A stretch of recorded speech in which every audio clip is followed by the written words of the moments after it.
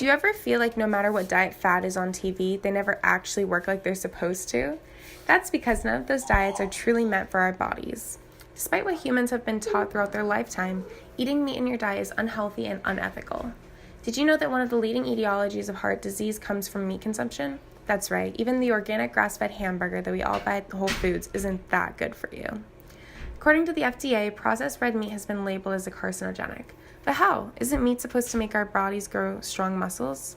While that is true, in many factories that supply meat, it's becoming harder and more expensive to find it that is unprocessed and organic. Most livestock has been pumped full of hormones to make them larger and in return make more money for the lower cost of raising. Were you aware the animal agriculture industry is responsible for 51% of greenhouse gases that are negatively affecting our atmosphere? Yep, so those bike rides to work and turning off the faucet while you brush your teeth are nothing compared to the amount of water you can save by cutting meat out of your diet. The cost of raising one cow to produce a pound of beef is 1,799 gallons of water. And if you want to produce 1 pound of pork, that would take 576 gallons. To add to that, natural forestry is being depleted because we are trying to create slaughterhouses on that land. Acres are being deforested and replaced by these farms. Places like the Amazon rainforest and the Great Barrier Reef are one of the hardest hit. If we continue patterns like this and also overfishing to supply our population with meat, there's a possibility that we would not have fish by 2050. Could you imagine that? A life without fish? Or an ocean without sea life? That is the point that we are with climate change. And if we continue down this pathway, we could exterminate species on this earth. There's so many arguments against plant-based diets, but the most popular is that humans are meant to eat animals. You won't get enough protein with a plant-based diet. That's not true. Plants carry amino acid-filled nutrients that are essential for the building blocks of protein. Although you may not be getting the protein directly, your body is getting the proper nutrient to create its own. It's healthier than taking direct, and also you ingest less carbohydrates. People always say that humans have been eating meat since the dawn of time, but that's not true. Archaeologists have found that our ancestors maintained a pretty much herbivoric diet. While meat was occasionally consumed as a treat, they were able to survive off nuts, fruits, and vegetables.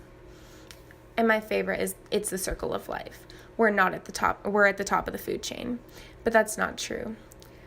If our society was living equally with animals and the technology involved was out of the question, we would not be able to hunt for our own food and would most likely be considered prey. There are not many solutions to fixing this issue due to the normalization of animal byproducts in our culture.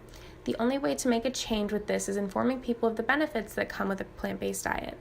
A good way to start is Meatless Mondays. Just going vegan for 1 year can reduce the carbon footprint by 219,000 gallons of water. Introducing more vegetarian and vegan options for school lunches. In every school in the USA, questionable meat is served to the youth. If we put more effort into feeding them healthier options, we could create healthier habits to carry on. The last way is to find substitutes for animal products. If you and your friends are craving some chicken nuggets, grab some frozen vegetarian nugs at the grocery store. They taste the same and are a healthier alternative than fast food. Although plant-based diets haven't gotten a lot of media attention until recently, there is only short-term studies on the benefits of this diet. Since 2005, though, non-dairy sales have increased by 22%, and slaughterhouses and dairy farms are beginning to shut down due to such low profits. This means that there are more people becoming aware of their animal byproduct intake. If more people were to adopt this diet, the amount of heart disease-related deaths should go down and the life expectancy should go up. There are so many little things an individual can change about their diet that can help make a difference. Trying to go vegan or vegetarian for a few days to limit the animal byproducts. Look at animals as individuals with a brain and the capacity of processing emotions just like humans. Being a lot more empathetic makes the transition of eating not as much meat a lot easier.